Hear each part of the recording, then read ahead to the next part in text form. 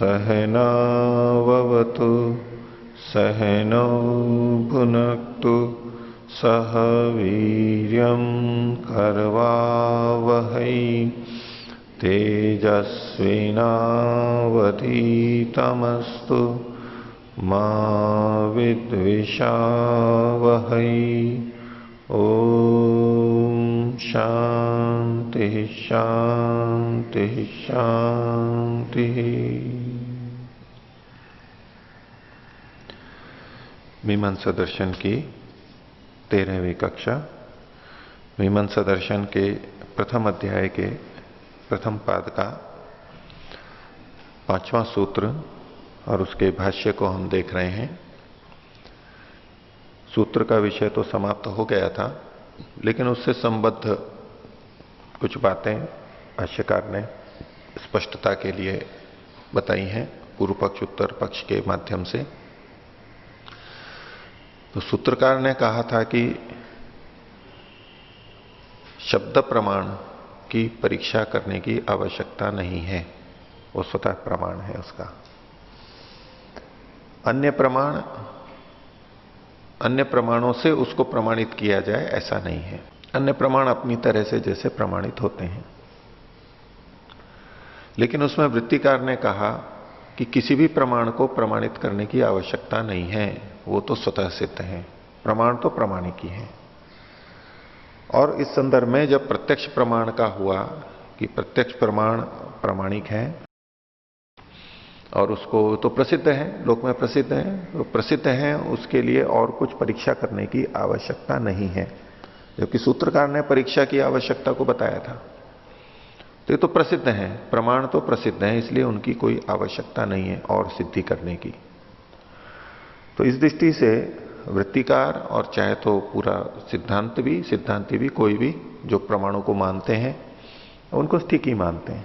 तो उसमें प्रत्यक्ष प्रमाण की जो चर्चा हुई उस पर कुछ व्यक्ति आक्षेप करते हैं कि ये जो इसको आप प्रत्यक्ष प्रमाण कहते हो वो ठीक नहीं है, प्रामाणिक नहीं है। क्यों नहीं है? कि प्रत्यक्ष प्रमाण में आप जो जानते हो, जिसको जानते हो, वो बाहर आपको वस्तु गुण कर्म आदि दिखाई देते हैं, पता लगते हैं आपको कि ये सामने है, जबकि बाहर कोई वस्तु होती ही नहीं है, निरालंबन है। जिस ज्ञान को आप कह रहे हो प्रत्यक्ष आदि, वो आलंबन से रहित है, बाहर कुछ है ही नहीं, अथवा शून्य है वो। तो इसलिए जिस प्रत्यक्ष को आप प्रमाण मान रहे हो वो अप्रामाणिक है, वस्तु ही नहीं है। न होते हुए आप जो ज्ञान कर रहे हो वो गलत है, इत्यादि जो बात थी। और उसमें सिद्धांति ने उत्तर भी दिया कि भाई आलंबन तो होता ही है, ये तो हमें मानना होता है, वस्तु भी है वहां पर, ये सिद्ध है, इसका आप अपलाप नहीं कर सकते। नहीं तो आपको ज्ञान उत्पन्न ही कैसे होगा? और ज्ञान होगा तो किसका होगा? जब हम ज्ञान का ज्ञान करते हैं, अवगमन जो हुआ, बोध हुआ, उसका ज्ञान करते हैं, वो अर्थ से रहित कभी भी नहीं होता है। हम ये कहें कि मैं जानता हूं और ये नहीं पता कि क्या जानता हूं, किस वस्तु को जानता हूं, वो कहां पर है, किस रंग रूप वाली है, तो वो कोई ज्ञान ही नहीं होता है। जो भी ज्ञान होता है वो अर्थ से संबद्ध होता है। तो ये सारी चर्चाएं पीछे हुई पिछले पार्ट में से। किन्हीं को कुछ पूछना है तो पूछ सकते हैं जी। ओम आचार्य जी, पृष्ठ संख्या 26 में दूसरे अनुच्छेद का पहला वाक्य है, शून्यस्तु कथम अर्थ ज्ञानयो आकार भेदम नोपलभामहे। इसमें कहा है कि अर्थ और ज्ञान में हम आकार भेद उपलब्ध नहीं करते हैं। तो अर्थ और ज्ञान में आकार भेद की उपलब्धि कैसे नहीं हो रही है? किस अभिप्राय से ये वाक्य बोला गया है? आकार मतलब स्वरूप, स्वरूप में भेद। पूर्व पक्षी ये सिद्ध करना चाह रहा है कि सामने कोई वस्तु नहीं है, शून्य है, अभाव है। उसको सिद्ध करने के प्रयास में वो कुछ अपने तरीके से युक्ति रख रहा है। सिद्धांति अर्थ और ज्ञान दोनों को स्वीकार करता है। ज्ञान भी हो रहा है हमें और किसी वस्तु का, अर्थ का ज्ञान हो रहा है, और इन दोनों में भेद भी मानता है सिद्धांति। अर्थ अलग है और ज्ञान अलग है, और शब्द भी अलग मानते हैं। शब्द, अर्थ और ज्ञान ये तीन अलग अलग मानते हैं। तो अभी बात केवल ज्ञान और अर्थ की चल रही है, शब्द को छोड़ दीजिए। तो सिद्धांती अर्थ और ज्ञान में भिन्नता मानता है। और जब हम किसी को भिन्न मानते हैं वो तभी मान पाते हैं जब उनका स्वरूप भी भिन्न होता है। स्वरूप भिन्न होगा, हमें वस्तु भी भिन्न दिखाई देगी, गुण भिन्न दिखाई देंगे, क्रिया भिन्न दिखाई देगी। यदि स्वरूप एक जैसा भी है तब भी भिन्न वस्तुएं दिखाई दे रही हैं, तो या तो स्थान का भेद होगा कि एक जैसी दो लेखनियां हैं, कागज के टुकड़े हैं, तो एक इधर रखा है एक इधर रखा है, उससे भेद हो सकता है। काल से भी भेद हो सकता है कि ये एक जैसा पहले था, एक ये अब है। तो भेद को प्रकट करने के लिए हमें कुछ ना कुछ अंतर करना होता है, स्वरूप में भिन्नता हमें पता लगती है। और जिस समय हम प्रत्यक्ष देख रहे हैं, और प्रत्यक्ष में हमें यह देखना है कि अर्थ और ज्ञान दोनों में से कौन सा है या दोनों हैं, तो एक ही समय में जब हम देख रहे हैं तो वहां अर्थ में तो भिन्नता होनी चाहिए। और सिद्धांती अर्थ में नहीं, स्वरूप में, सिद्धांती इनके स्वरूप में भिन्नता देखते हुए ही ये निर्णय पे पहुंचा हुआ है कि अर्थ अलग है और ज्ञान अलग है, वस्तु अलग है और ज्ञान अलग है। अब पूर्व पक्षी वस्तु को खंडित करना चाहता है और उसके लिए उसका तर्क है कि वस्तु और ज्ञान इनके स्वरूप में कोई भेद ही नहीं है, और यदि स्वरूप में भेद नहीं है तो फिर ये दो अलग अलग नहीं मान सकते हम, कोई एक है। कौन है, अर्थ है या ज्ञान है, ये तो चर्चा आगे चलाएगा वो, लेकिन इतना तो पहले प्रथम स्तर पे वो इस पंक्ति से सिद्ध करना चाहता है कि दो नहीं है एक ही है, क्योंकि स्वरूप एक ही है इनका। और वो क्या स्वरूप है कि जैसी वस्तु बाहर होती है वैसी ही तो ज्ञान में होती है। बाहर और ज्ञान में जो ये कथन कर रहा है ये सिद्धांति के कथन के अनुसार कर रहा है, वास्तव में तो नहीं मानता है बाहर, वो अभ्युपगम से कथन कर रहा है कि जिस वस्तु को आप बाहर कह रहे हो और जो ज्ञान कर रहे हो उन दोनों में कोई भेद थोड़ा ना होता है। जो रंग रूप वस्तु का होता है वही रंग रूप आपके ज्ञान में भी होता है कि ये वस्तु लाल है, ये पीली है, ये ऐसी है, ये चार पैर वाला पशु है इत्यादि। तो बाहर का जो बाहर की वस्तु और वैसा ही ज्ञान होता है, तभी तो आप इसको प्रामाणिक भी मानते हो, प्रत्यक्ष मानते हो। यदि आपके मत में भी, पूर्व पक्षी सिद्धांति को कहे, यदि आपके मत में भी वस्तु का स्वरूप तो भिन्न हो और ज्ञान भिन्न हो रहा हो, तो ये तो प्रत्यक्ष ही नहीं होगा, अतस्मिन तत् होगा। इसलिए आप दोनों को एक तो मानते ही हैं, आप भी एक मानते हैं। तो ये जो चूंकि वस्तु और ज्ञान इनका स्वरूप एक जैसा है, तो ये दो नहीं हो सकते, ये एक ही हैं। हम तो इन दोनों को भिन्न नहीं देख पाते। तो अर्थ ज्ञानयोर आकार भेदम न उपलब्धामय। तो ठीक है, इतना कहने के बाद में उसके लिए यह कहना अनिवार्य है कि अच्छा भेद तो नहीं देख रहे, लेकिन कुछ ना कुछ स्वरूप तो आप देख ही रहे हो। तो किसका स्वरूप देख रहे हो आप? अर्थ का, वस्तु का स्वरूप देख रहे हो, जान रहे हो, या ज्ञान का स्वरूप जान रहे हो? कौन सी चीज है वो? तो कहते हैं प्रत्यक्षाचनो बुद्धि, बुद्धि तो हमारे को प्रत्यक्ष है, इसलिए उसका तो अपलाप कर नहीं सकते कि ज्ञान तो हो रहा है, वो तो प्रत्यक्ष हो रहा है, हमारे को जो बोध हो रहा है वो प्रत्यक्ष हो रहा है, अनुभूति है वो, तो उसका हम खंडन नहीं कर सकते। अब चूंकि आकार एक ही है, ये तो हमारे को सिद्ध है ही, तो दूसरा कौन बचा? अर्थ, वस्तु, इसलिए हम उसको नहीं मानते, इसलिए शून्य है। इसलिए अगली पंक्ति में क्या? अतः तद भिन्नम अर्थ रूपम नाम।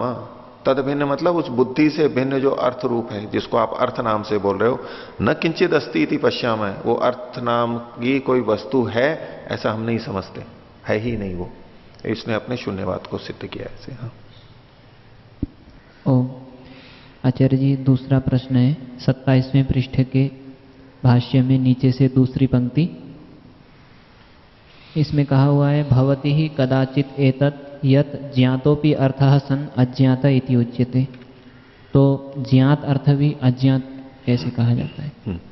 यहां जिस संदर्भ में है उस दृष्टि से कुछ बातें रख देता हूं। वैसे तो हमने किसी वस्तु को जाना है तो भी वो अज्ञात है, यानी थोड़ा जाना है और पूरा नहीं जाना है, इस अर्थ में लेंगे। वे मैं उसको जानते हो उस व्यक्ति को? हाँ जानता हूं, लेकिन अभी भी मैं उसको समझ नहीं पाया हूं पूरा। तो परमात्मा को जानते हैं? हाँ जानते हैं, स्वीकार करते हैं, लेकिन परमात्मा को पूरा नहीं जानते, जानते हुए भी नहीं जानते। इस अर्थ में जब वाक्य को बोला जाए इसको, वो तो है कि हम थोड़ा जानते हैं, पूरा नहीं जानते, वो संदर्भ यहां पर नहीं लेना है। यहां किस संदर्भ में है कि हमने कुछ स्थितियां ऐसी बनती हैं हमारी कि हमने किसी व्यक्ति को देखा, कोई घटना हुई हमारे जीवन में, और इतना काल हो गया या हमारा विषय भिन्न हो गया कि वो वस्तु, व्यक्ति और घटना हमारे दिमाग से बिल्कुल ही हट गई। हट गई मतलब हमें याद नहीं आ रही है, हमें बिल्कुल कितना भी सोचो हमारे को याद नहीं आती है। और दूसरा कहे, दो व्यक्ति आ जाए, वो घटना हो, कोई स्मरण कराए कि देखो ऐसा हुआ था आपके जीवन में, आपने ऐसा कहा था, मैं आपसे वहां मिला था, ऐसे ऐसे बात हुई थी, तो याद नहीं आ रहा है। बोले मेरे को तो बिल्कुल भी याद नहीं आ रहा है। अब वो जाना हुआ तो है विषय, लेकिन वो अज्ञात है। अब ऐसे में कई बार याद भी आ जाता है। कोई घटना दूसरे को अपन कहते हैं भाई कुछ आप और बताओ, वो बताते कुछ ये बताएगा वो बताएगा, और कहीं कोई एक संकेत मिल गया, स्मृति का हेतु कोई ऐसा पकड़ में आ गया जहां से हम वो सारी चीजें फिर याद आ जाती हैं धीरे धीरे। तो आ भी सकती है। तो थोड़ा सा बताया था और हमारे को बाद में हाँ नहीं ऐसा हुआ था, आप आए थे, ये घटना घटी थी। तो जब इससे पहले की स्थिति थी हम जानते तो थे, लेकिन ऐसा था अज्ञात है, हम जानते ही नहीं उसको, लेकिन फिर याद आ जाता है, तब हम पक्का अनुमान हो जाता है कि हाँ जानता तो हूं मैं। अच्छा, हमारे अंदर हम जितना भी देखते सुनते हैं वो सारा संचित तो हो ही रहा है संस्कारों के रूप में। अब हम बचपन में कहीं विद्यालय में पढ़े हैं, बचपन में कहीं खेलते थे, वो हुआ है और वो हमने जाना भी है, ठीक है, उस समय हम जानते भी थे। इस दिन इस समय हमने भोजन में ये खाया था, उस समय जान रहे थे ना, जाना हुआ था ना। लेकिन आज हमसे कोई पूछे तो हम बता सकते हैं क्या? नहीं बता सकते। 10-20 साल पहले, 1 महीना पहले भी उस दिन उस समय क्या आपने क्या खाया था, भोजन में क्या था, उस दिन उस 5वीं कक्षा में या 10वीं में पढ़ते आप, ये था, उस दिन क्या पाठ पढ़ाया गया था, तो कुछ नहीं पता है हमारे, याद ही नहीं कर सकते हम। लेकिन वो सारी चीजें हैं, ज्ञात हैं, लेकिन अभी हमारे लिए अज्ञात है। कई चीजों को हम ये जानते हैं, यहां जान तो रहा हूं मैं, लेकिन उसका स्वरूप हमारे सामने नहीं आता, स्मरण नहीं होता है। ये तो पता है कि नहीं, जानता तो हूं मैं, जानता तो हूं, लेकिन अभी नहीं आ रहा है, वो अज्ञात जैसा होता है, हमारा प्रकटीकरण नहीं होता है। तो इन कुछ स्थलों की तरह से हम यहां संगति लगा सकते हैं। हाँ, शून्यवाद और निरालंबनवाद में क्या अंतर है?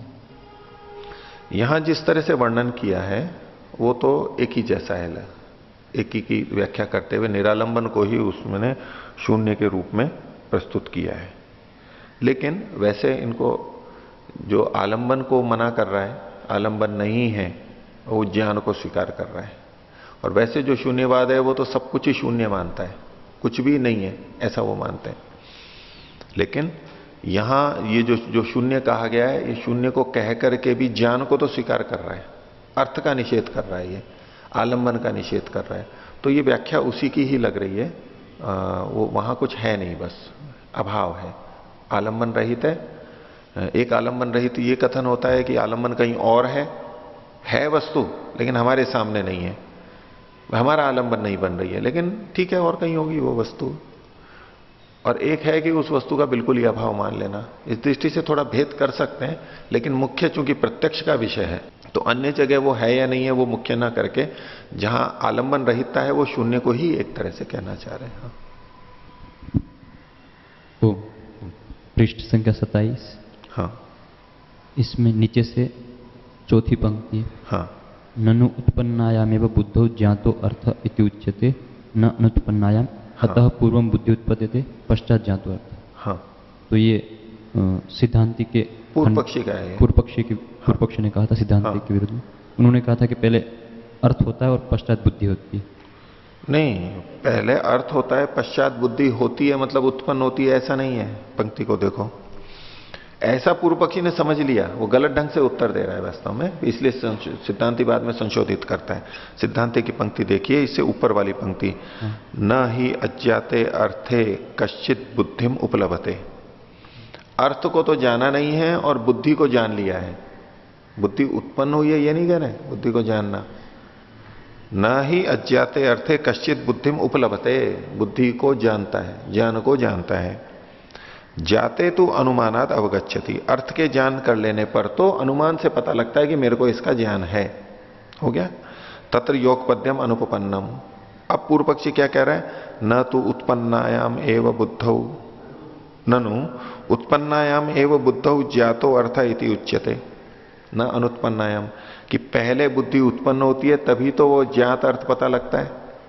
तो इस दृष्टि से ये कहना क्या चाहता है, सिद्ध तो यह हो रहा है कि पहले बुद्धि होती है और फिर अर्थ का ज्ञान होता है, लेकिन सिद्धांति क्या कह रहा था, जाना किसको पहले जाता है, अर्थ को पहले जाना जाता है। ज्ञान हुआ ये तो बाद में पता लगता है। पूर्व पक्षी क्या कह रहा है, उत्पन्न क्या पहले हुआ, ज्ञान पहले हुआ और फिर अर्थ का बोध होता है। तो ये तो मानना ही पड़ता है, सिद्धांति ने भी माना ही है। आगे कहा सत्यम कि पहले ज्ञान हुआ, उत्पन्न हुआ, ज्ञान जाना गया ये नहीं, क्योंकि पूर्व पक्षी तो कह रहा है बुद्धौ पूर्वम बुद्धिर उत्पद्यते, पहले बुद्धि उत्पन्न होती है, उपलब्ध नहीं, उत्पन्न होती है। और सिद्धांति ने पीछे क्या कहा था, बुद्धिम उपलब्धते, बुद्धि का ज्ञान होता है। तो उत्पन्न होना और बुद्धि को जानना दो अलग अलग बातें हैं। तो पूर्व पक्षी ने उत्पन्न को पहले बताया, बुद्धि पहले उत्पन्न होती है, और परोक्ष रूप से वो अर्थापत्ति ये भी देना चाहता है संकेत कि पहले उत्पन्न हुई है तो पहले उसको जानता है, बुद्धि पहले उत्पन्न हुई तो पहले ही जानता है, ये भी साथ में वो कहना चाह रहा है। तो उसने कहा अतः पूर्वम ननु उत्पन्नायाम एवं बुद्धौ जातो अर्थ इति उच्यते न अनुत्पन्नायाम, ये बात सिद्धांति भी मानता है। अतः पूर्वम बुद्धि उत्पद्यते पश्चात जातो अर्थ, पश्चात अर्थ जाता है, यूं करना है, पहले बुद्धि उत्पन्न होती है और फिर अर्थ को जाना जाता है। तो सिद्धांति ने कह दिया सत्यम पूर्वम बुद्धि उत्पद्यते, मैं मानता हूं पूर्व बुद्धि पहले बुद्धि उत्पन्न होती है, न तो पूर्वम जाए थे, लेकिन जानी नहीं जाती है वो पहले। तो सिद्धांति ने तो कहा था बुद्धि की उपलब्धि का, पूर्व पक्षी ने ले लिया, अब उसको खंडन करने लगा बुद्धि उत्पन्न होती है। तो ठीक है, उत्पन्न तो होती है लेकिन जानी नहीं जाती है। तो पहले बुद्धि उत्पन्न होती है, फिर वस्तु का ज्ञान होता है, और फिर यह ज्ञान होता है कि मैं इसको जानता हूं। एक हुआ ना, इसके लिए यूं कहिए कि ज्ञान हुआ मतलब तो घट का ज्ञान, ज्ञान उत्पन्न हुआ, मैंने घट को देखा, देखते ही सबसे पहले क्या होगा, घट का ज्ञान उत्पन्न होगा। फिर क्या कहेगा कि घट जान लिया गया है मेरे द्वारा, मैंने घटम ज्ञातवान, घट को जाना है।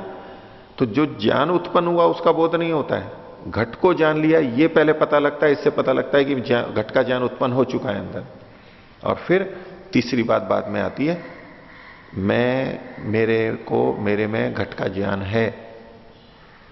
पहले घट का ज्ञान उत्पन्न हुआ, घड़ा है, ये घट का ज्ञान उत्पन्न हुआ।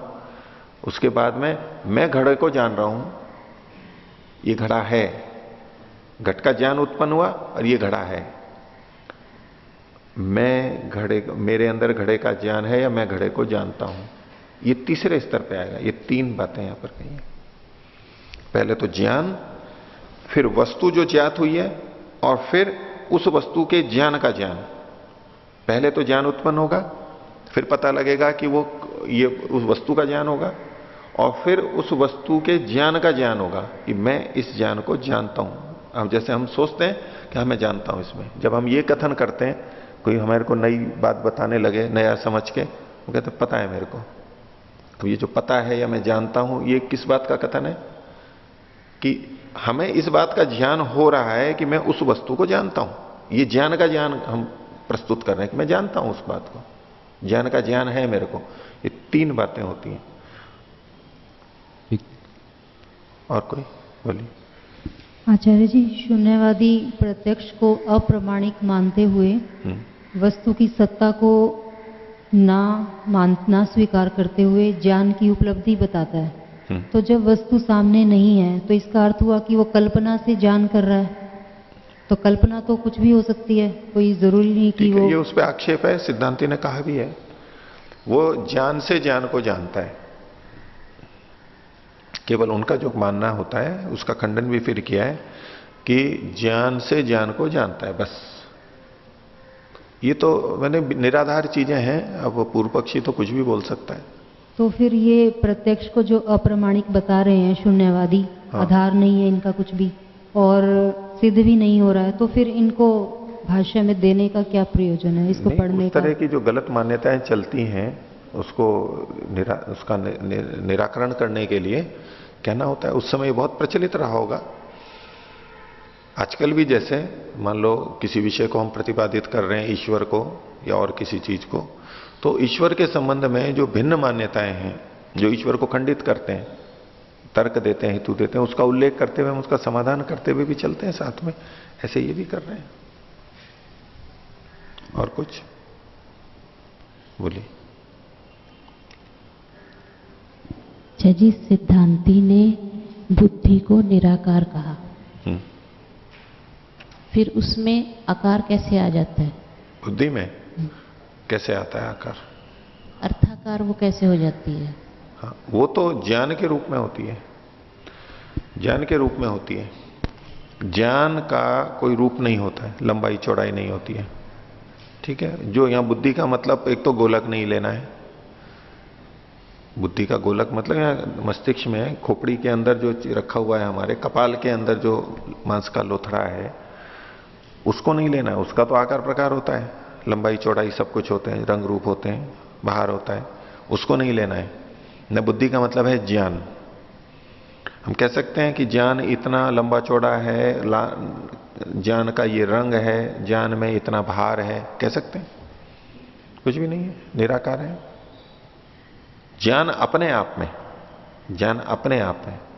पूर्व पक्षी किस ढंग से, गलत ढंग से देख रहा था कि वस्तु का जो रंग रूप होता है वैसा ही हमारे ज्ञान में भी रंग रूप होता है। वस्तु का, वस्तु का, हमने पहाड़ को देखा, वृक्ष को देखा, नदी को देखा, तो उनका जो रंग रूप है हमारे ज्ञान में वो ही रंग रूप रहेगा, यही तो ज्ञान है।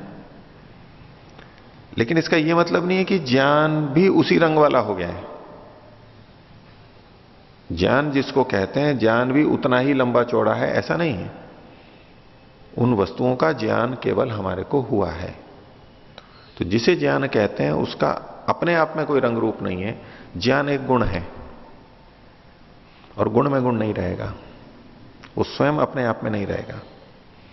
और हमें जो ज्ञान होता है वो बुद्धि के अंदर, मन में, चित्त में बाहर की वस्तु का जो प्रतिबिंब होता है उसको हम जानते हैं। बाहर की वस्तु से जो उद्दीपन होता है नेत्र में, उससे कुछ जो संकेत जाते हैं पीछे, और उन संकेतों से हम ऐसा अनुभव करते हैं कि ये यहां ऐसी चीज है। उद्दीपन उस तरह का जाता है। आजकल प्रज्ञाचक्षुओं के लिए ऐसे नेत्र, ऐसे कैमरे यंत्र बन गए, उनके कृत्रिम नेत्र कह लें, उनसे उनको दिखाई देने लगता है। दिखाई देने लगता है मतलब कैसे? उन यंत्रों के माध्यम से कुछ संकेत वो प्रकाश को ग्रहण करते हैं, वो उनकी बुद्धि में पहुंचा देते हैं सीधे। ये नेत्र काम नहीं कर रहे हैं, उनके नए नेत्र होते हैं। उससे उनको अंतर पता लग जाता है कि ये यहां कोई चीज है या इस रंग वाली है। कुछ कुछ अभी उसमें पूरी हमारी जैसे स्वाभाविक नेत्र होते हैं वैसा तो नहीं हुआ, ऐसा मैं समझता हूं। लेकिन काफी कुछ उस तरह के हैं कि आगे चल के उनको ऐसी ही संवेदना होगी जैसे कोई यहां व्यक्ति बैठा है या नहीं है। ये दरवाजा यहां पर है, रास्ता यहां पर है, और वो ये बैठने की कुर्सी यहां पर है, वो वहीं जाकर के बैठ जाएगा। अभी तो हाथ से स्पर्श से टटोलना पड़ता है, डंडे से टटोलना पड़ता है, तो वो बैठता है। वो देखने से भी पता लगा लेगा। वो कारण क्या है? वो यंत्र ऐसे लगे हुए हैं, वो सीधे मस्तिष्क को संकेत देते हैं। इस तरह से संकेत न जाके यंत्रों से चले जाते हैं अंदर। बुद्धि का जो केंद्र है, उनका दृष्टि केंद्र, वो तो ठीक है, वहां संवेदना ठीक जा रही है। तो जो भी चीज हम जानते हैं, वस्तु जानते हैं, उसका उद्दीपन चित्त के अंदर ऐसा पड़ता है कि हम उसे में वैसी ही रंग रूप आकार हमें दिखाई देता है। लेकिन ज्ञान का अपना कोई रंग रूप नहीं होता है। इसलिए आपका जो प्रश्न है कि ज्ञान का जब निराकार है तो वो सब चीजें कैसे जनाता है? ज्ञान नहीं जनाता है, चित्त जनाता है। चित्त का जो गुण है, जो विभिन्न रंग रूप उसके हैं, हमें तो केवल बोध होता है। वो जो ज्ञान गुण अपने आप में है, बोध होना, बाहर की वस्तु के रंग रूप अलग बात है और उसका बोध होना एक अलग बात है। दोनों अलग अलग है। बाहर की वस्तु का रंग रूप वो उसमें है अपना, और इसका ज्ञान होना ये ऐसा ऐसा है, तो इसका मतलब ये नहीं है कि ये सारे ज्ञान भी उसी रंग रूप वाला हो गया है। चित्त के लिए तो भले ही कह देते हैं कि वो तदाकार हो गया है, लेकिन जो ज्ञान है उसका ज्ञान का अपने आप में ये गुण नहीं है। इसको आप मोटे तौर से यूं समझ लें कि दूरदर्शन पे मान लीजिए जो भी बड़ी बड़ी चीजें आ रही हैं, छोटी बड़ी, तो वो चीजें वहां आ रही हैं, वो उस जैसी हो रही हैं, लेकिन चित्त जो है, स्क्रीन है, स्क्रीन अपनी जगह वैसा का वैसा ही है, उसमें कोई अंतर नहीं है। तो चित्त को अलग देखते हुए और हमें जो बोध हो रहा है, उस वस्तु का जो बोध हो रहा है, बोध वैसा ही होता है, लेकिन वो जो ज्ञान है वो स्पर्श से रहित है, गंध से रहित है, रूप से रहित है। ज्ञान में अपने आप में कोई दूसरा गुण नहीं होता है। ठीक है, बोलिए। 27वें पृष्ठ पर अंतिम पंक्ति के जो तस्मात् न व्यपदेश्या बुद्धि अव्यपदेशम च न प्रत्यक्षम, हाँ, ये पूर्व पंक्ति के साथ कैसे संबंध है? देखिए इससे पहले का भी थोड़ा देख लीजिए। न च अर्थ व्यपदेशम अंतरेण बुद्धे रूपोपलंबनम, बुद्धि के रूप का उपलंबन यानी बुद्धि के स्वरूप का ज्ञान होना, वो अर्थ के कथन के बिना कभी नहीं होगा। अर्थ मतलब वस्तु। मैं कह रहा हूं कि मैं वृक्ष का मेरा ज्ञान उत्पन्न हो रहा है, मैं वृक्ष को देख रहा हूं। अब मैं यूं कहूं मेरे को ज्ञान तो हो रहा है, लेकिन मैं ये ना कह पाऊं कि किसका ज्ञान है। जब भी कुछ भी ज्ञान होगा, भले ही झुरमुट का हो रहा है, अंधेरे में धुंधलके में हो रहा है, लेकिन कुछ ना कुछ तो हम कह ही पाएंगे उस वस्तु के बारे में।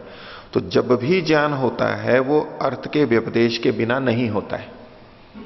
आप किसी का ज्ञान बोलो और वस्तु का नाम ना आए या गुण का कर्म का नाम ना आए, ऐसा कभी भी नहीं होगा। कुछ ना कुछ तो वहां पर अवश्य रहेगा जिसका ज्ञान हो रहा है, और उतना ही ज्ञान माना जाएगा जितना हम अर्थ का कथन कर पाते हैं या हमारे को अभिव्यक्ति भले ही पूरी नहीं हो लेकिन हमें पता रहता है कि ये वस्तु है ऐसी ऐसी, उतना ही ज्ञान माना जाता है। तो अगर वस्तु का कथन हम नहीं कर पा रहे हैं तो वो ज्ञान भी नहीं है। एक बात हो गई। इसलिए कह रहे हैं तस्मात् न व्यपदेश्या बुद्धि, बुद्धि व्यपदेश्य नहीं होती है। बुद्धि अपने आप में व्यपदेश्य नहीं होती है। व्यपदेश्य तो वो अर्थ होता है, वस्तु होती है। व्यपदेश्य मतलब कहने योग्य, व्यपदेश कथन को बोलते हैं। कथन के योग्य कौन है यहां पर? वो वस्तु है जिसका हम प्रत्यक्ष कर रहे हैं। तो बुद्धि व्यपदेश्य नहीं होती है उस स्थिति में जब हम वस्तु का प्रत्यक्ष कर रहे होते हैं। अर्थ का कथन कर रहे होते हैं उसमें बुद्धि कथन करने योग्य नहीं होती है। लेकिन जब हम बुद्धि का भी कथन करते हैं तब वो व्यपदेश्य हो सकती है कि ये मेरे को ज्ञान है, इसका ज्ञान ऐसा है। लेकिन जिस समय प्रत्यक्ष कर रहे होते हैं वस्तुओं का, उस समय बुद्धि नहीं कही जाती, वस्तु कही जाती है। तस्मात् न व्यपदेश्या बुद्धि, बुद्धि व्यपदेश्य नहीं होती है। और अव्यपदेशम च न प्रत्यक्षम, और जो अव्यपदेश्य होता है वो प्रत्यक्ष नहीं कहलाता है। प्रत्यक्ष तो व्यपदेश्य होता है। व्यपदेश्य का मतलब है बताने लायक होता है, बताने लायक होता है। उसका जो भी है हम स्वरूप कुछ भी बताते हैं वस्तु का, प्रत्यक्ष का जो ज्ञान हुआ वो हम बताने लायक होता है। तो अव्यपदेशम च न प्रत्यक्षम, यत अव्यपदेशम न तत्प्रत्यक्षम, जो अव्यपदेश्य है तो उसको हम प्रत्यक्ष नहीं कह सकते। हो गया। तो आगे देखते हैं पृष्ठ संख्या 28 और इसमें सबसे निचली पंक्ति। तो प्रत्यक्ष के बारे में तो पीछे हुआ, अब अन्य प्रमाणों को भी एक एक करके ले रहे हैं। अनुमानम, तो अनुमान किसे कहते हैं उसकी इन्होंने अपने ढंग से व्याख्या की है। ज्ञात संबंधस्य एक देश दर्शनात् एक देशांतरे असन्निकृष्टे अर्थे बुद्धि ही। अनुमान भी एक बुद्धि ही है, ज्ञान उत्पन्न होता है। किसको ज्ञान उत्पन्न होता है? तो ज्ञात संबंधस्य, जिसको दो वस्तुओं के बीच के संबंध का पता है उसी को ही अनुमान होगा। जैसे धुएं को देख के अग्नि का अनुमान उसी को होगा जिसे धुएं और अग्नि के संबंध का पता है। जिसे धुएं अग्नि के संबंध का पता नहीं है, ऐसा छोटा बच्चा है, तो अब धुएं को देख के वो अग्नि का ज्ञान नहीं कर सकता। तो पहली शर्त क्या है अनुमान में? ज्ञात संबंध से, उसको संबंध ज्ञात होना चाहिए, उचित संबंध। ज्ञात संबंध से, और जिन वस्तुओं का ज्ञान हमने किया है, उनके जिनको जानना है, उन दो वस्तुओं के बीच में ज्ञात संबंध का हमें पता होना चाहिए, कारण कार्य का। एक देश दर्शनात्, और उससे संबंधित, उस व्यक्ति के द्वारा या उससे संबंधित उसके एक भाग को देख करके, संबंध दो के बीच में होगा तो उन दो में से किसी एक अंश को देख करके, एक देश दर्शनात्, एक अंश के देखे जाने से, देशांतरे, दूसरे देश में, दूसरे अंश में, जो कि असन्निकृष्ट है, जो कि अभी सन्निकृष्ट इंद्रिय से सन्निकृष्ट नहीं हो रहा है, उसका प्रत्यक्ष नहीं हो रहा है, उस विषय में भी अन्यकृष्टे अर्थे, उसमें भी जो बुद्धि यानी ज्ञान उत्पन्न होता है उसे अनुमान कहते हैं। तो धुएं और अग्नि का संबंध जिसने जान लिया है और अब धुएं को वो देख रहा है, तो धुएं के साथ तो इंद्रियार्थ सन्निकर्ष हुआ है, लेकिन अग्नि जो अर्थ है वो असन्निकृष्ट है, नेत्र से सन्निकृष्ट नहीं है, लेकिन फिर भी धुएं को देख के जो असन्निकृष्ट का ज्ञान होता है इसे अनुमान कहते हैं। तत्तुद्विविधम, और यह अनुमान दो प्रकार का होता है। क्या? प्रत्यक्ष तो दृष्ट संबंधम, सामान्य तो दृष्ट संबंधम। संबंध तो दिखा हुआ होना चाहिए, दृष्ट संबंध तो होना ही चाहिए, ज्ञात संबंध तो होना ही चाहिए, लेकिन वो दो तरह से होता है, एक प्रत्यक्ष देखा हुआ और एक सामान्य रूप से देखा हुआ।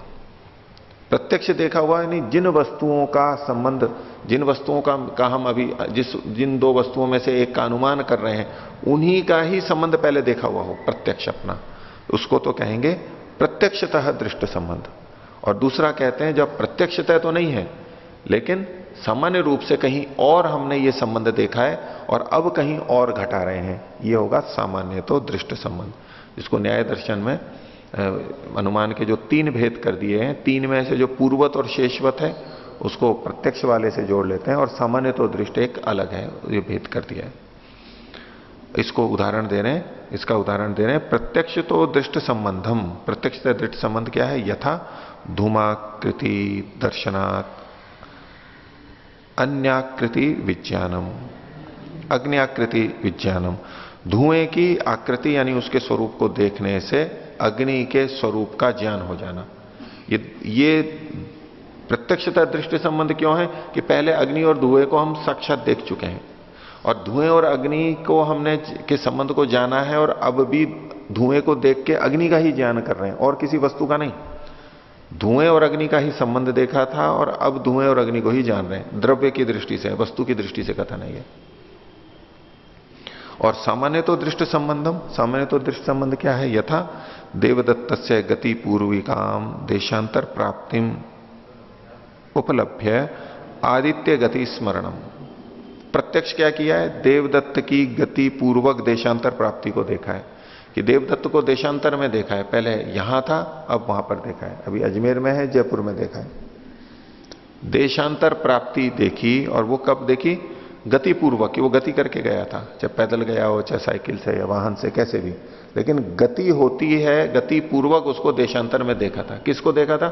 देवदत्त को देखा था, देवदत्त को देखा था केवल, लेकिन अनुमान कर रहा है आदित्य की गति का, कि सूर्य को इधर देखा अब बाद में इधर देखा है, तो दूसरी जगह देखा है, देशांतर प्राप्ति दिख रही है, इसका मतलब है उसमें गति है, गति हो रही है। तो सूर्य की गति को, सूर्य को पहले कभी नहीं देखा था कि देखो पहले यहां था और वो गति कर रहा है, उसकी गति को भी देखा और अब यहां पर है, सूर्य को नहीं देखा था, देखा तो देवदत्त को था। तो देवदत्त में तो ज्ञान किया था और अब कर रहे हैं सूर्य में ज्ञान, तो ये कहलाएगा सामान्य तो दृष्ट। सामान्य तो दृष्ट क्यों? कि उसने देवदत्त को इधर से उधर जाते देखा, देशांतर प्राप्ति देखी, इससे उसने सब वस्तुओं में सामान्य रूप से ये नियम लगाया। देवदत्त का भी होगा, चाहे राम का होगा, चाहे मोहन का होगा, चाहे सोहन का होगा, चाहे गाय का होगा, चाहे धूल का होगा, चाहे पत्ते का होगा, किसी भी वस्तु का होगा, देखा तो किसी का है, लेकिन वो सब पे घटा लिया। इस सामान्यीकरण, सरलीकरण कर दिया, उसको सामान्य जनरलाइजेशन कर दिया, और ऐसे सामान्य रूप से देख करके एक निर्णय पे पहुंच गया। वो हर वस्तु, देवदत्त को देखा था लेकिन अब देवदत्त पे नहीं देखा, हर वस्तु, जो भी वस्तु गति करती है तो देशांतर को प्राप्त करती है, और देशांतर को जिसने प्राप्त की है तो गति अवश्य है उसमें। जिसने देशांतर को प्राप्त किया है वो गति पूर्वक ही होता है। ये हर वस्तु पे उसने घटा लिया, ये सामान्य तो दृष्ट हुआ। अब यहां पर जो आदित्य की गति कही गई है, ये भी इस विषय में प्राय चर्चा चलती रहती है, यहां भी आया है, महाभाष्य में भी आता है, न्याय में भी आता है, और इसके ऊपर फिर आरोप प्रत्यारोप भी लगते रहते हैं। तो आधुनिक विज्ञान की दृष्टि से कहते हैं कि भाई सूर्य की गति, अब सूर्य की गति कैसे? सूर्य उदय हुआ था तो वहां था, दिन में ऊपर पहुंच गया, फिर शाम को इस तरफ पहुंच गया। तो बोले कि इन लोगों को पहले पता ही नहीं था कि पृथ्वी घूम रही है या सूर्य घूम रहा है। ये बात होगी ना, ये जो सूर्य इधर से उधर दिख रहा है, ये सूर्य की गति के कारण दिख रहा है या पृथ्वी की गति के कारण दिख रहा है? तो आधुनिक विज्ञान के अनुसार यही कहेंगे, पृथ्वी की गति के अनुसार। तो देशांतर प्राप्ति सूर्य की दिख रही है, गति का अनुमान सूर्य का कर रहे हैं, जो कि गलत है, प्रत्यक्ष के विपरीत है। मिथ्या हो गया, इनको पता नहीं था, इनका अनुमान गलत है, इत्यादि बातें बहुत सी आती रहती हैं। तो इसके समाधान है अपने तरीके से कि एक लौकिक रूप से कथन किया गया था। युधिष्ठिर जी ने नीचे लिखा भी है, वो सब विस्तार किया है कि लोक के अंदर वास्तविकता भी कही जाती है और गौण रूप से भी कथन होते हैं, और जैसा देखा जाता है वैसा कथन कर दिया जाता है। जैसे कि हमारा आना जाना है, हम अपने आने जाने को भी कहते हैं कि मैं गया, मैं आया, मैं पहुंचा, और हम गांव का भी आना जाना कहते हैं। हम यात्रा कर रहे हो तो बोले कि अब जयपुर आ गया, जयपुर चला गया, जयपुर निकल गया, दिल्ली आने वाला है। अब ये सारे कथन कैसे हैं? आज का वैज्ञानिक भी तो यही करेगा, आज का वैज्ञानिक भी तो यही करता है या और कुछ करता है? वो अंग्रेजी में भी तो ऐसा ही बोलेंगे, वो आने वाला है, इज गोइंग टू कम, जो भी कह रहे हैं। तो ये कथन, इस कथन को देख करके कोई कहे कि इनको ये नहीं पता, इतना भी नहीं पता कि हम चल रहे हैं या ये जगह चल रही है, मूर्खतापूर्ण होगा। भाई ये कुछ वाक्य भाषा में ऐसे प्रयोग किए गए हैं, उस दृष्टि से ऐसा है। जबकि हमारे यहां स्पष्ट है कि पृथ्वी घूमती है, ये एकदम स्पष्ट है, वेद मंत्र भी आते हैं। तो इनको गौण रूप से ही देखना चाहिए। और उदयवीर जी इसमें एक और तर्क ये देते हैं कि वैज्ञानिक भी भले ही ये मानता है कि पृथ्वी घूमती है, लेकिन उगता कौन है? और वही कहता है सूर्य उगता है। अस्त कौन होता है? सूर्य अस्त होता है। आज भी वही बोलते हैं, वो अंग्रेजी में भी बोल लो, सनराइजेज इन द ईस्ट। तो जो भी बोलेंगे, बोल तो आप भी वही रहे हो। तो क्या इसके आधार पर हम भी यही समझ लें कि आपको विज्ञान की ये भी बात पता नहीं है? लेकिन वहां तो हम नहीं अड़ते हैं, बोले नहीं हमें तो पता है। तो कुछ उसी तरह से जैसा देखा जाता है वैसा कहा जाता है। ये एक प्रयोग है, प्रक्रिया है कि हमें ऐसा दिखता है। गाड़ी में जा रहे हैं, पेड़ दौड़ते हुए दिख रहे हैं, बोले भागते हैं कितनी तेजी से। तो उसके लिए इन्होंने एक वेद मंत्र भी दिया है ऋग्वेद का, यादृग एव ददृशे तादृग उच्यते। यादृग एव ददृशे तादृग उच्यते, जैसा देखा जाता है वैसा बोलते हैं। ऋग्वेद का दिया है, 30वें पृष्ठ पर दिया है, ऊपर से 4थी पंक्ति में देख लेना। चलो तो ये तो अनुमान का हो गया। आगे देखिए अगला प्रमाण, शास्त्र प्रमाण। वो क्या होता है? तो शब्द विज्ञानाद असन्निकृष्टे अर्थे विज्ञानम। शब्द के ज्ञान से, कोई शब्द उच्चारित हुआ और उससे संबंधित ज्ञान है, हमारे शब्दार्थ संबंध भी बने हुए, शब्द के ज्ञान से, शब्द से जो ज्ञान उत्पन्न हुआ है उसमें असन्निकृष्ट अर्थ का भी ज्ञान हो जाना। जो वस्तु अभी हमारे इंद्रिय के साथ जुड़ी भी नहीं है, इंद्रियार्थ सन्निकर्ष नहीं हो रहा है, उसका भी ज्ञान होना। हम यहां बैठे और यहां हम बैठे और कोई हमारे को दिल्ली का वर्णन सुना रहा है, दिल्ली में ये होता है, ये होता है, संसद भवन ये है, ऐसे ऐसे होता है। तो इंद्रियार्थ सन्निकर्ष नहीं है, लेकिन शब्द से हमें ज्ञान हो रहा है, अर्थ सन्निकृष्ट नहीं होता है। अर्थ की सन्निकृष्टता तो प्रत्यक्ष में देखी जाती है, जिसका ज्ञान उसी से इंद्रिय का सन्निकर्ष, ये प्रत्यक्ष में होता है। बाकी में कहीं बिल्कुल असन्निकृष्ट होता है या उसका एक भाग हमें दिखाई देता है, सन्निकृष्ट होता है इत्यादि। तो ये शास्त्र का इन्होंने कहा। अगला प्रमाण उपमान। उपमानम अपि सादृश्यम। उपमान का मतलब समानता, ये ऐसा ये भी ऐसा, उस जैसा ही है, इससे भी हमें ज्ञान होता है। तो असन्निकृष्टे अर्थे बुद्धिम उत्पादयति। जिस वस्तु का सन्निकर्ष हमारे पास नहीं है उसके बारे में भी ज्ञान उत्पन्न करा देता है। तो प्रसिद्ध उदाहरण जो हैं गवाए के, नीलगाय के। नीलगाय कैसी होती है? गाय की तरह होती है। मुदगपर्णी कैसी होती है? मूंग के जैसी होती है। माशपर्णी कैसी होती है? माश के, उड़द के समान होती है। उसकी बेल वगैरह रंग रूप ऐसा होता है। जंगली होती हैं और कुछ वैसी देसी होती हैं इसमें। तो जिसको इन चीजों का पता नहीं है उसको बता दिया गया ये उस जैसा होता है। अब जब वो वस्तु उसके सामने आएगी तो उसको हो जाएगा कि हाँ ये वही वस्तु है।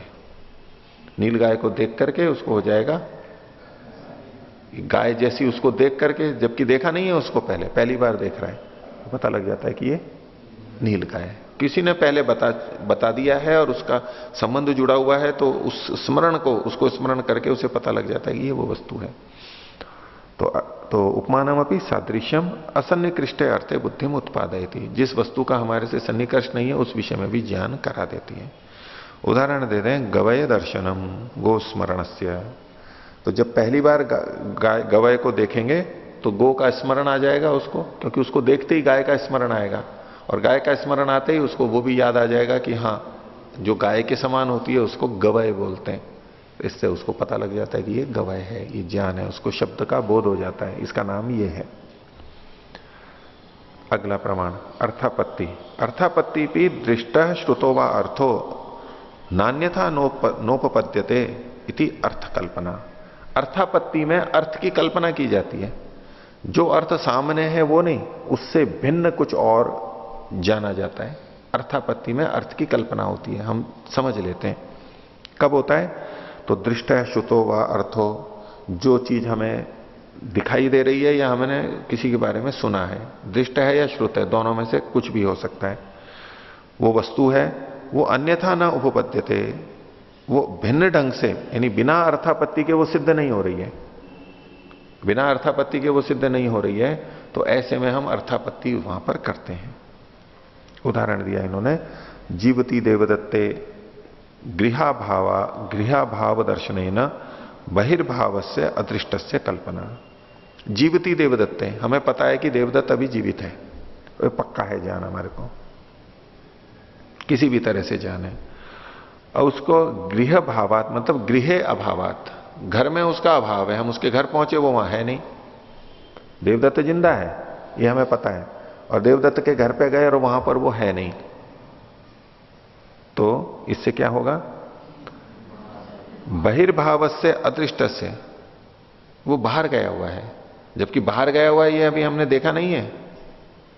वो बाहर कहां पर है, कैसा है, बाहर गया है या नहीं गया, वो हमारा प्रत्यक्ष नहीं है, अभी ज्ञात नहीं है, किसी ने बताया भी नहीं है कि वो बाहर गया हुआ है, ना हमने किसी अन्य प्रमाण से जाना है कि वो बाहर है। हमें केवल इतना पता है कि वो जीवित है, और दूसरा हमें घर के अंदर वो है, मिल नहीं रहा है।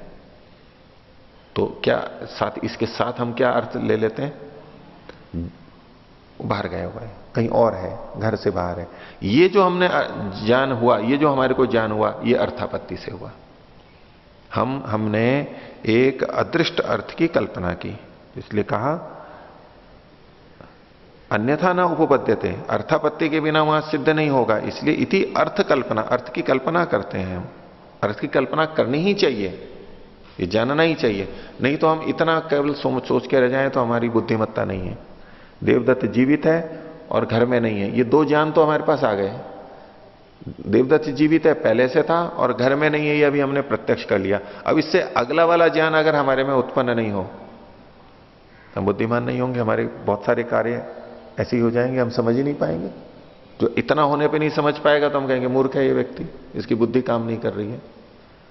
तो ये तो ज्ञान हम दिन भर बहुत कुछ करते ही रहते हैं, ऐसा ऐसा अर्थापत्ति से हमें पता लगता रहता है। ये भी एक प्रमाण स्वीकार किया गया है। तो यहां जो उदाहरण दिया गया है ये दृष्टार्थापत्ति का है, दृष्ट अर्थ की आपत्ति। जो दृष्ट अर्थ है, जो देवदत्त वाला, ये यहां घर में नहीं है, ये दृष्टार्थापत्ति है। श्रुतार्थापत्ति भी होती है, हमने कुछ देखा नहीं है, बस हमने सुना सुना है। उसके लिए उदाहरण प्रसिद्ध दिया जाता है कि देवदत्त मोटा है लेकिन दिन में नहीं खाता है, ये दिन में भोजन नहीं करता है। तो अब इतने कहने से, दो ही वाक्य हैं, हमने न तो देवदत्त को मोटे को देखा है और ना ही हमने न खाने वाली बात हमें पता है या हमने प्रत्यक्ष किया है कि दिन भर में कभी नहीं खाता है, हमारे साथ रहता और दिन में नहीं खाता है, ऐसा भी नहीं है। कुछ नहीं हम जानते हैं, बस केवल सुना सुना है। इन दो वाक्यों को सुनने के बाद में तीसरा ज्ञान हमारे को उत्पन्न होता ही है। किस आधार पर? यह है कि भाई वो दिन में नहीं खाता तो रात में खाता होगा, दिन में नहीं खाता है तो रात में ही खाता होगा। क्यों? क्योंकि हमारे को पहले से ज्ञान है कि बिना खाए कोई व्यक्ति मोटा नहीं हो सकता। हाँ, कुछ व्यक्ति देखे जाते हैं जो बहुत कम खाते हैं या तो नहीं खाते, लेकिन मोटे तो वो नहीं होते, वो पतले दुबले तो होते तो पतले दुबले ही हैं वो। जो कई कहते हैं ना कई सालों से नहीं खा रहे हैं, वो बिल्कुल पतले दुबले होते हैं, मोटे तो नहीं होंगे। मोटा है तो वो दिन में नहीं खा रहा है तो रात को तो खा ही रहा है। और उपवास आदि भी दिन में करते हैं तो रात को तो खा ही सकते हैं। स्वामी विश्वंग जी एक दिन सुना रहे थे, कहीं उत्तर प्रदेश में गए थे, वहां से लौट रहे थे रेल के अंदर, तो कोई बड़े से कोई व्यक्ति महंत कोई आए थे और किसी बड़े पद पे भी थे वो। लोग आए मिले करे, उस दिन कोई उपवास वगैरह होगा कुछ, तो बोले कुछ नहीं खाया दिन भर, वही सारी चर्चाएं चलती रही। फिर थोड़ी देर बाद में जब 9-10 बज गए, कुछ लगे फिर अंदर से सामान निकला खूब, और बहुत मोटे थे, खूब बहुत पेट बढ़ा हुआ था उनका, अति होते हैं ना जैसे, ऐसे थे उनके शिष्य वगैरह भी सब, सारी चीजें खूब जो मोटापा बढ़ाने वाली चीजें, वो सारी मिठाइयाँ और ये और वो सब। तो कोई ऐसा कह रहा है तो खा तो रहा है कहीं ना कहीं, ये हम अर्थापत्ति से जान लेते, वो तो सामने दिख गया, नहीं भी दिखे तो भी पता लग जाता है। ये है श्रुतार्थापत्ति। श्रुत जो हमने किया उसके बाद से भी हम अर्थापत्ति ज्ञान कर लेते हैं। एक है दृष्टार्थापत्ति, एक है श्रुतार्थापत्ति, जिसको कि इन्होंने अर्थापत्ति रपी दृष्ट श्रुतो व अर्थ, ये जो दृष्ट और श्रुत दो किया, ये दो भेद को ही कहना चाहते हैं। उदाहरण लेकिन एक ही दिया है यहां पर इन्होंने। आगे अभावोपि प्रमाणाभाव, अभाव भी एक प्रमाण है, लेकिन वो प्रमाण का अभाव है। प्रमाण का अभाव मतलब अन्य प्रमाणों का अभाव है, जहां और कोई प्रमाण नहीं होता है लेकिन फिर भी हमें उसका ज्ञान होता है, वो भी एक माना जाता है। ये छठा प्रमाण है। वैसे कई 3 प्रमाण माने जाते हैं योग दर्शन में, जैसे प्रत्यक्ष, अनुमान और आप्तोपदेश, ठीक है। कई न्याय में 4 हैं, जैसे उपमान को भी साथ में ले लिया। कोई 8 भी मानता है, लेकिन यहां पर इन्होंने उपमान के साथ अर्थापत्ति और अभाव, ऐतीय और संभव, इसको छोड़ के ये इन्होंने 6 को लिया है यहां पर। तो अन्य प्रमाणों का अभाव। आगे देखिए, नास्ति इति अस्य अर्थस्य असन्निकृष्टस्य, इसको साथ में ज्ञानम हम जोड़ लेंगे। नास्ति ये नहीं है, इति अस्य अर्थस्य असन्निकृष्टस्य, जो कि अभी सन्निकृष्ट नहीं है उसका केवल ज्ञान होना कि ये नहीं है यहां पर। वैसे कहीं भी होगा भाई ये व्यक्ति यहां पर नहीं है, नास्ति नहीं है, ये जो हमें बोध हो रहा है, इसका मतलब क्या हुआ कि उस वस्तु से इंद्रियार्थ सन्निकर्ष अभी नहीं हो रहा है। इसी को नास्ति के नाम से कहते हैं। ये नहीं है, वो नहीं है, बस इससे ये न जानने से, उसके न होने में, क्योंकि प्रत्यक्ष को हम इंद्रियार्थ सन्निकर्ष से ही लेते हैं, इंद्रिय अर्थ का सन्निकर्ष है, तो एक दृष्टि से इसको प्रत्यक्ष में कह सकते हैं कि भाई जब इंद्रियार्थ सन्निकर्ष नहीं है तो वो नहीं है। लेकिन नहीं है का भी हमें बहुत पक्का ज्ञान होता है कि ये वस्तु यहां नहीं है, ये गुण यहां नहीं है, ये क्रिया यहां पर नहीं है, तो उसके नास्ति न होने को, यानी इंद्रियार्थ सन्निकर्ष न होने पे हमें ज्ञान होता है। तो इन सबको वर्णन करने के बाद कहते हैं तस्मात् प्रसिद्धत्वात् न परीक्षितव्यम निमित्तम, तस्य निमित्त परिष्टि कहा था, तो कहें कि निमित्त की परीक्षा नहीं करनी चाहिए। प्रसिद्धत्वात्, प्रसिद्ध है ये तो, प्रचलित है, यहां करने की आवश्यकता नहीं है, आपको पहले कर चुके हो, नए लोक में प्रसिद्ध है, तो प्रसिद्ध है तो फिर यहां करने की क्या आवश्यकता है। तो प्रमाण अपने आप में सब पुष्ट हैं, ये भी मानते हैं, वृत्तिकार भी मानते हैं, इसलिए परीक्षा नहीं करनी चाहिए। लेकिन मीमांसा दर्शन में तो शब्द की परीक्षा की गई, और आगे भी अब शब्द की परीक्षा की जाएगी। अन्य प्रमाणों का तो हो गया। तो जब इन्होंने कहा कि ये प्रसिद्ध है, इनकी परीक्षा नहीं करनी चाहिए, तो आगे देखिए अब शब्द प्रामाण्य का विचार चल रहा है। तो कोई पूछता है, पूर्व पक्षी पूछता है, ननु प्रत्यक्षादीनी अन्यानि भवंतु नाम प्रमाणानि, ये प्रत्यक्ष आदि जो अन्य हैं, यानी शब्द प्रमाण से भिन्न, आप्तोपदेश से भिन्न जो हैं, वो तो ठीक है, वो तो प्रमाण मान लिए जाए, स्वीकार है, लेकिन शब्दस्तु न प्रमाणम, शब्द तो प्रमाण नहीं हो सकता है, आप्तोपदेश तो प्रमाण नहीं हो सकता है। क्यों? कुतः? तो कहा अनिमित्तम विद्यमानोपलंभनत्वात्, ये पीछे चौथा सूत्र आया था जब प्रत्यक्ष का वर्णन किया गया था, उसका वचन है ये, उसी को उद्धृत कर रहे हैं कि प्रत्यक्ष प्रमाण विद्यमान को ही उपलब्ध कराता है, इसलिए धर्म के ज्ञान में वो निमित्त नहीं है, आधार नहीं बनेगा प्रत्यक्ष। उस पंक्ति को लिखा, तो इसी को लेते हुए कि ये कह रहे हैं अनिमित्तम अप्रमाणम शब्दः, शब्द जो है वो अप्रमाण है, अनिमित्त है। आपका कहना था, सिद्धांति को कह रहा है ये पूर्व पक्षी, कि धर्म के विषय में और शब्द प्रत्यक्ष आदि प्रमाण नहीं हो सकते, शब्द ही प्रमाण हो सकता है। ये कहते हैं कि शब्द भी उसमें प्रमाण नहीं हो सकता है, जिसकी आप बात कर रहे हो वो शब्द अपने आप में प्रमाणिक नहीं है। तो अनिमित्तम अप्रमाणम शब्द है, आप्तोपदेश प्रमाण नहीं है। क्यों? यो ही उपलंभन विषयो नोपलभ्यते स नास्ति। जो जानने योग्य विषय, उपलंबन का विषय है, वो यदि उपलब्ध नहीं होता है तो यही कहा जाएगा कि वो नहीं है। जो देखा जा सकता है लेकिन दिखाई नहीं दे रहा है तो यही कहेंगे कि नहीं है। उपलंबन का विषय है लेकिन ज्ञात नहीं हो रहा है तो वो नहीं है। उदाहरण दिया, यथा शशस्य विषाणम, जैसे खरगोश के सींग।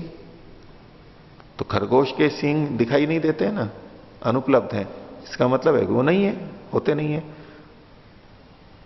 आगे, उपलंबकानी चेन्द्रियाणी पश्वादी नाम। इंद्रियाणी उपलंबकानी, उपलंबक जो इंद्रियां हैं वो जो ज्ञान कराती हैं वो पश्वादी नाम, पश्वादी की उपलंबक है। इंद्रियां पश्वादी को ज्ञान कराने वाली होती हैं। अब एक प्रसंग ले जा रहा है एक शब्द प्रमाण को उद्धृत करते हुए, बोले इंद्रियों से पशुओं का तो ज्ञान हो जाता है हमारे को, पशु देखे जाते हैं, प्रत्यक्ष है ये। पश्वादी नाम उपलंबकानी चेन्द्रियाणी, इंद्रियां पशुआदि को ज्ञान कराने वाली होती हैं। न च पशु कामेष्ट्यंतरम पशवः उपलभ्यन्ते, पशु कामेष्टि के अनंतर पशु तो उपलब्ध होते नहीं है। वहां पर इष्टि में तो कहा गया है कि जिसको पशु की कामना हो वो ये इष्टि करे। नीचे लिखा है चित्र या यजेता पशु काम, जो पशु की कामना करता है वो चित्र नाम की इष्टि को करे। अच्छा, पशु तो नेत्र से दिखाई दे जाते हैं, तो न च ये पशु कामेष्टि के अनंतर पशु तो वहां पर दिखाई नहीं देते।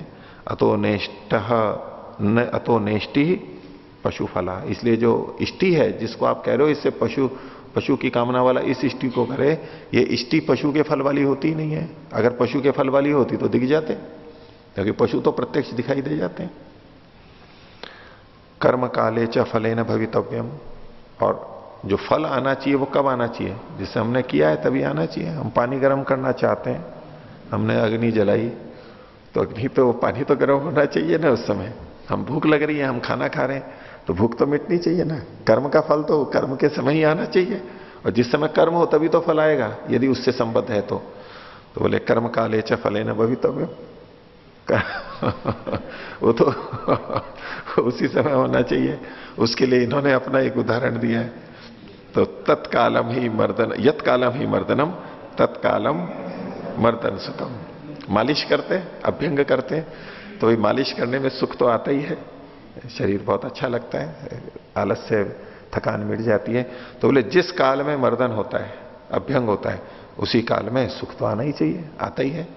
अर्थात जिस कर्म के काल में ही फल भी होना चाहिए।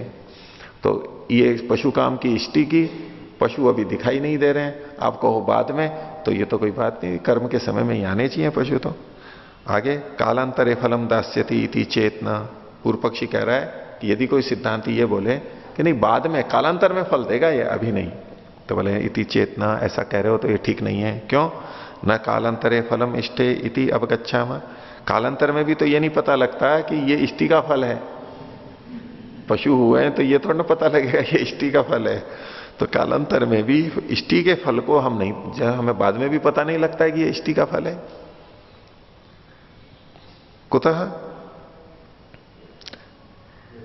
न कालांतर, हाँ, कुतः यदा तावद असौ विद्यमाना आसीत तदा फलम न दत्तवती, जब ये इष्टि विद्यमान थी तब तो इसने फल दिया नहीं। और यदा फलम उत्पद्यते तदा असौ नास्ति, और जब आपके अनुसार भविष्य में फल होगा उस समय ये इष्टि नहीं होगी। तो अगर फल है तो इष्टि तो साथ संबंध तो होना ही चाहिए। अच्छा, ये जो वाक्य है ना, यत कालम ही मर्दनम तत्कालम मर्दनम सुखम, महाभाष्य में भी आया ये। और असति कथम दास्यति, और अगर नहीं है तो कैसे देगी? इसलिए जब इष्टि नहीं है तो फल नहीं दे सकती, ये आप गलत कह रहे हैं, इसलिए शब्द प्रमाण प्रामाणिक नहीं है। और अपनी बात की पुष्टि के लिए कह रहा है पूर्व पक्षी, अपीच तत्काले एवं फलम श्रूयते, लोक में तो यही देखा जाता है तत्काल फल होता है। यागः करणम इति वाक्यात अवगम्यते। ये करणम इति, करणम भी लगा सकते हैं, नहीं तो कारणम कर लीजिए इसको। याग इसमें कारण है, ये वाक्य से पता लगता है। याग पशुओं की प्राप्ति में कारण है, ये पता लगता है। कारणम चेत उत्पन्नम कार्येण भवितव्यम, और यदि ये कारण है याग, आपके वचन से जो पता लग रहा है पशुओं की प्राप्ति के में, तो जब कारण उत्पन्न हो गया, इष्टि हो गई है, तो कार्येण भवितव्यम, उसके फल को भी, कार्य को तो होना ही चाहिए। प्रत्यक्षम च फल कारणम अन्यद उपलब्धामहे, और फल का कारण तो हम कुछ और ही देखते हैं। पशुओं की प्राप्ति तो किसी और ही कारण से देखते हैं हम, या इष्टि के साथ तो उस कर्म का फल संबंध नहीं जुड़ रहा है। फल पशुओं की प्राप्ति तो होती है, लेकिन वो उसका कारण हम कुछ और देखते हैं, इष्टि नहीं है वहां पर कारण। न च दृष्टे कारणे सत्य दृष्टम कल्पयितुम शक्यते, सती अदृष्टम कल्पयितुम शक्यते। न च दृष्टे कारणे, कारण के दृष्ट होने पर हमें पता है कि पशु कैसे उत्पन्न होते हैं, दृष्ट कारण दिख रहा है, तो फिर ऐसा होने पर अदृष्टम कल्पयितुम न शक्यते, अदृष्ट कारण को हम नहीं कह सकते कि किसी कल्पित करें कि इसके कारण से पशु की प्राप्ति होती है। क्यों? प्रमाणाभावात, क्योंकि इसमें प्रमाण ही नहीं है। एवं इस प्रकार दृष्टापचारस्य वेदस्य स्वर्गाद्यपि फलम न भवति इति मन्यामहे। तो इस प्रकार दृष्ट का अपचार जिसमें हो रहा है, ऐसे वेद के स्वर्ग आदि फल भी नहीं होता है, ऐसा हम मानते हैं। ये जो पशु आदि नहीं हो रहे हैं यहां पर इष्टि के साथ में, तो स्वर्ग से, याग से स्वर्ग होता है, वो भी हम नहीं मानेंगे। इसलिए शब्द प्रमाण व्यर्थ है, अप्रामाणिक है। इतना ही रखते हैं। प्रणोदन।